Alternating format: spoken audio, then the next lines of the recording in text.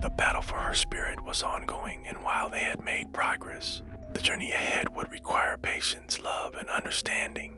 They resolved to support her in every way possible, no matter how long it took, holding on to hope that one day they would bring Clara back fully into their lives.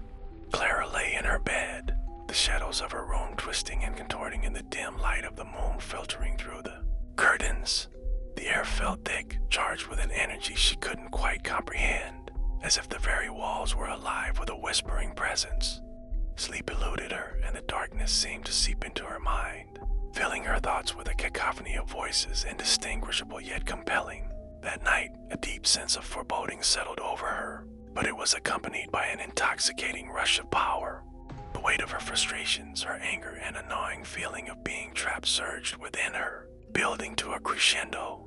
As the clock struck midnight, Clara felt a shift within her, a coldness that spread through her veins like ice. She was no longer just Clara, she was something more, something darker. Compelled by a force beyond her control, she rose from her bed, her limbs moving with a precision that felt alien. The hallway was silent as she glided toward her parents' bedroom, the darkness around her thickening like a fog.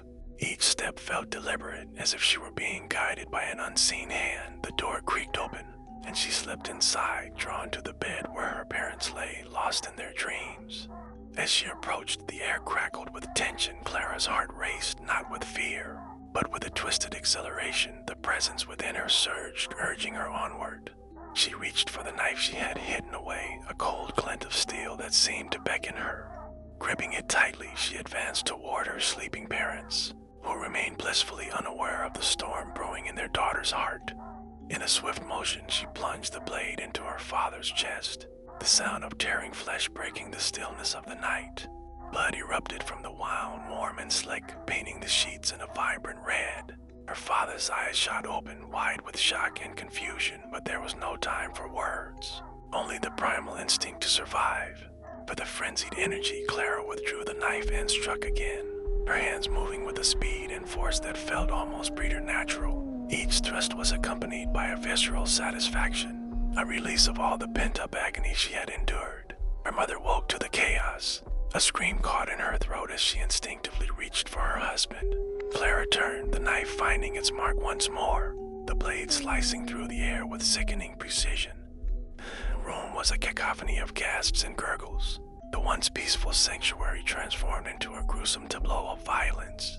Blood pooled around her, soaking into the fabric of the bed, a stark contrast to the white sheets. Clara felt untethered, as if she were floating above the scene, watching herself from a distance. The force within her roared with approval, drowning out the fading cries of her parents. As the life drained from her mother's eyes, Clara felt a chilling calm settle over her. The exhilaration of her action surged through her, filling the void that had long plagued her. But as the adrenaline began to ebb, a heavy realization settled in, a darkness that she could not escape, a burden that would follow her into the night. With the deed done, Clara dropped the knife, its clatter a final punctuation mark to the horror that had unfolded. The room was silent now, save for the distant sound of her own breath, ragged and uneven. She turned away from the bed, stepping into the darkness that awaited her beyond the doorway. Before leaving, Clara's gaze fell upon the doll sitting in the corner of her room, its porcelain face eerily serene amid the chaos. She reached for it, picking it up and cradling it in her arms, a strange comfort in the midst of her turmoil.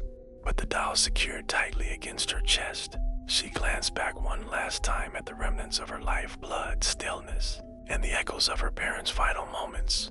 Then she vanished into the night, slipping through the shadows like a wisp of smoke, leaving behind a